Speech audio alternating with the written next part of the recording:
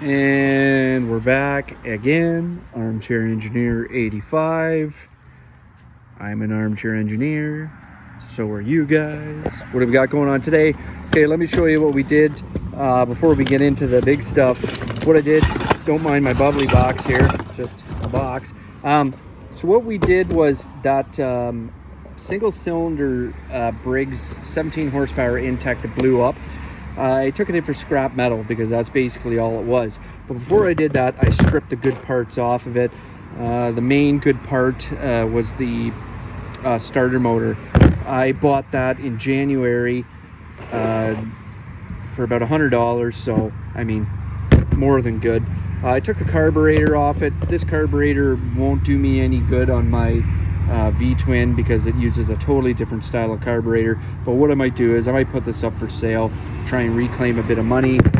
I took a bit of I took the ignition coil off here. I'm gonna see if it matches it, and it probably does. It probably matches the same ignition coil that is on my V-twin. I'll keep it as a spare. I'll keep this as a spare, and I'll keep this as a spare. I took the valve cover off here, the rocker cover, whatever the heck you want to call it. Just in case. I mean, I just thought, yeah, you never know. It doesn't have a hole for vacuum pickup for the fuel pump, but that's okay. And then I just took some of the wiring here for the ignition just in case. So, new part, I had to go to the John Deere dealership here, and I had to pick up a spring. This spring right here was about $10, not a big deal. And it's for the the deck PTO, if you will, spring, kickback spring for the handle. And yeah, anyways, glad I found it. They had it on hand, which is great. I was going to order it online, but I thought, you know what, that might be a common part that they have, and it was. Anyways, let's get into it. Okay, before I forget, I wanted to actually point out that I got $12 for the scrap metal on that blown up single cylinder engine. You know, small little wins, guys. Just telling you. Threw it out. I threw out some other stuff, but I made specific that I wanted to know how much, because it's heavy, how much I would get for that engine, and it was $12. So anyways, kind of cool. And that $12 I basically put towards that return spring for down here, which we're going to install in a second. Right now we want to go after the main thing right now, and that is these two cables right here. They are identical. One is your choke and one is your throttle. So we're going to get at that, and we're going to install those right away. First thing we got to do, we're going to do one at a time, and we're going to remove, we'll start with the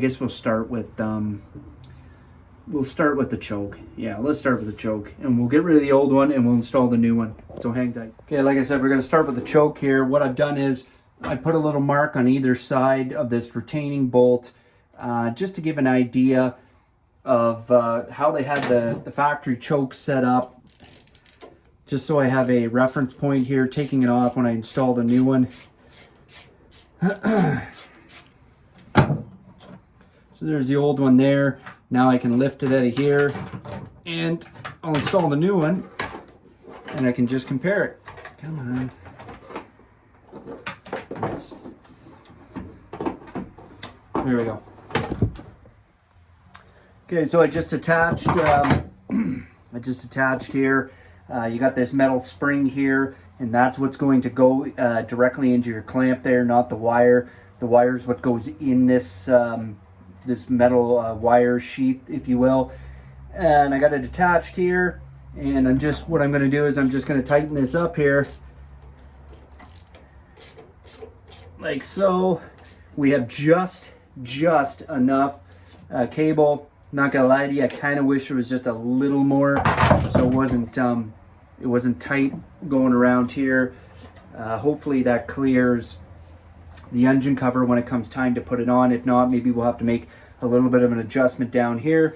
So we're just gonna watch the action here on the choke. So that right now is choke off, and there's no more choke off. Like if I push it to see if I can go past it, that I can get. And this is fully choke on, and same thing, there's no more extra if you push on it this way. So that is perfectly set. That choke is great. Okay, let's move on to the throttle. We'll take off the old one. Okay, we're onto the throttle. Like we did with the choke before, You can see the metal sheath here. That's what clamps into here, not this bare wire. But in the event, just so we have a reference point, and actually I'll check my throttle up here. So right now it is all the way back and it's closed. The throttle is closed. You always want to make sure you note the position. And just so I have a reference here if I need to check, especially with the throttle, because it's got more of an action to it than it moves quite a bit more. I'll mark on either side here. And now I can start unclamping it and getting the old one out. Well, I'll tell you guys something. I stopped by when I got that John Deere part today, that little spring. And obviously it's a John Deere dealership. They sell brand new tractors and parts. And I kind of looked at a brand new John Deere tractor, and it was a 42-inch deck just like this, and Canadian, they wanted like $5,200. I mean, that's insane, the prices now. You guys wonder why I'm repairing this and putting a new engine in it. Just note the Z, this little Z bracket, Z bracket, whatever you want to call it, how it goes in there. Okay, we got the old one out, let's put the new one in. So I'll give you guys an example here. I've got the little Z bracket in here. And what I want to show you is, so that's fully closed right there. That's, and my lever up top, I know you guys can't see it, but it is fully closed right now. You can work the action here of the throttle, but you want it to be the same in relative as the lever up top. So anyways, what I want to do is here, as much as I would love to pull this this cable out here in that direction to get more slack, you got to remember that you're pulling here on the throttle, and you don't want that because it won't match up to what the lever shows. So start off, have it as closed as you can get to match what the lever is, and then we're going to clamp it in like that.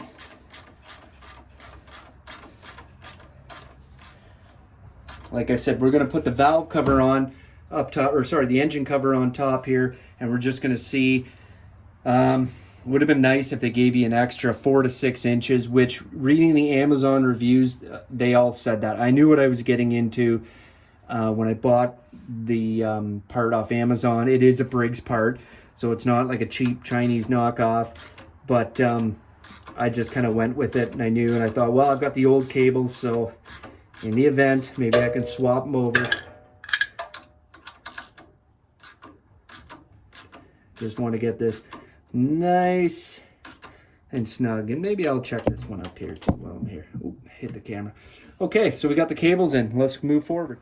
Okay, so let's do our little checks. Both throttle and choke are completely off right now. So what I'm going to do is I'm going to operate. I know I already did the choke, but we'll just do it again for the sake of it.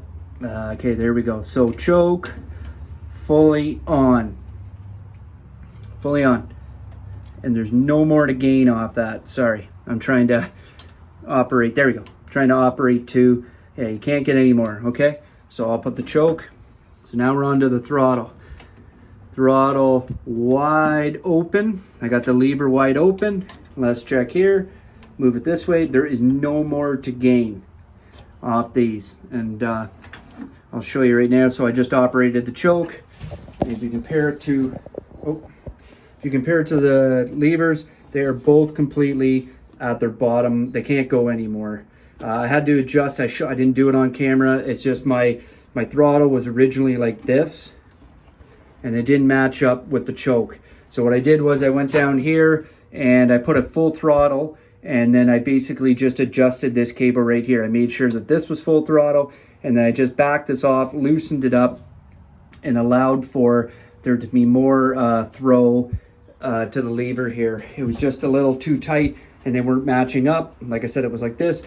And then after I did that, they're both bottomed out, which is the way you want it to be. Okay, let's see what's up next. Okay, so let's get into the deck lever handle here. As you can see, it's loose.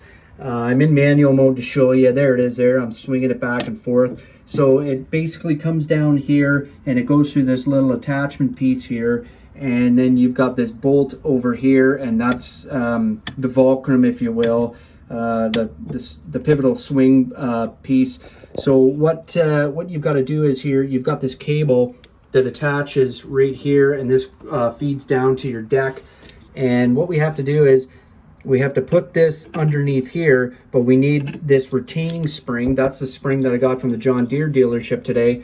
And there's a little hole on the frame up here. This is this metal piece that we had to trim out. There's the piece I trimmed out up top. And we have to, oh, it just fell. That's how easy, and it tucks in behind.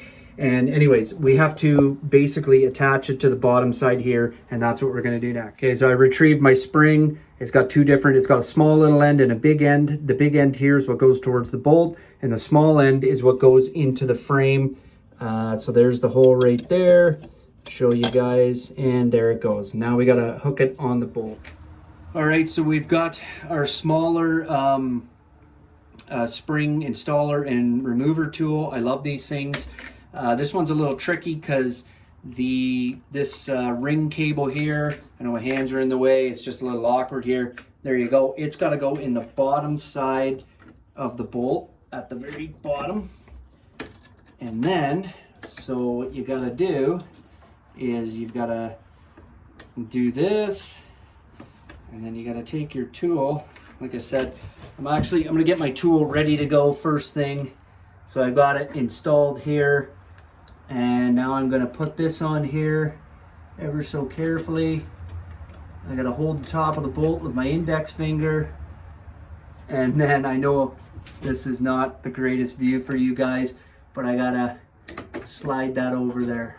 Okay. Sorry about that. I know my arm's in the way, but there you can see. I'll do a manual mode and show you.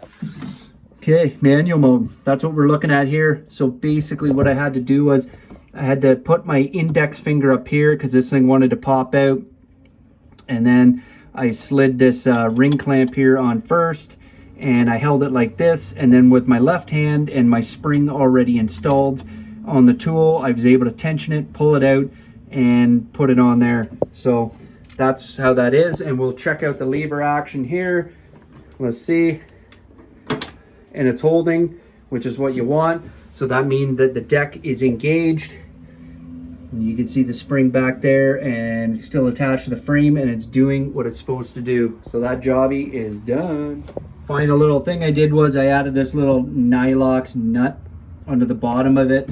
I actuated it a couple times and it did fall off the spring. It just works its way. So you have this little Nylox, and you just tighten it up ever so much. What you don't want to do is bind it. You can see how if I do this, this can still move, and that's what you want. And you want the spring to, the hook here, to be able to move too. Now these Nylox, they don't take very much to bind up, to the point where, you know, a little bit of pressure and you couldn't undo it by hand if you had your fingers on the top of the bolt and then tried to undo the nut off the bottom. So you just want ever so much, and then, you know, it's secure and you'll never have to worry about it again. Okay, so with the wiring done, with all the controls done, guess what? It's time to get the cover installed, get it all buttoned up and back to shape. And then we're just going to check our wiring, make sure everything's good. And then the last thing that we're going to do, which we're not going to do today, but we're going to do an oil change. And that'll be it. And then on the next episode, we'll fire it up. But anyways, for now, let's get this installed. Okay, cover slides on. You got to finesse it a little bit to get it around all the metal edges, but we have 1, 2, 3, 4, 5, 6 10 millimeters to fasten. Fan cover next, and it's held on by 4 8mm screws. Okay, that's all installed. Time for the filter. Not gonna lie to you, I need a new filter, but for the moment, I'll probably get one tomorrow. We'll just stick this in like so. You got your little filter right here, and then we've got our cover for our filter. 2 of these twist-on bolts. Excuse me, voice broke up. Okay, time for our fuel pump here. If you remember in the last episode, we installed this new little vacuum line here. So that's probably the first thing that we'll do. Got this little nipple here that we got to stick in. And it goes in nice. This is going to be a nice little upgrade compared to what was there. And then we got this one little 10 millimeter here that retains it on the side.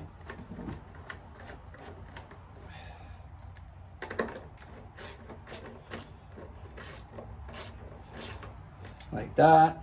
And then we've got these two 10 millimeters here that I've got to tighten up that actually hold the pump to the pump attachment piece. Nice. Nice, nice, nice. Okay, so that'll basically sum up this video. In the next video, which will be the final video, what we're going to do is we're going to add oil to this thing and we're going to fire it up. We're going to just do our last minute little checks, make sure everything's nice and nipped and tucked it in there. You can see our fuel line here, which I'm just going to double check on that. I just want to keep it away from the exhaust here. I might end up tightening that up. We'll just have to see. And then I'm going to clean up our wires. So if you guys like what you see, like, comment, and subscribe. Let me know what you think. It really helps out the channel. And I like hearing feedback. You know, give me some constructive feedback and we'll go from there. Thanks, guys. Bye.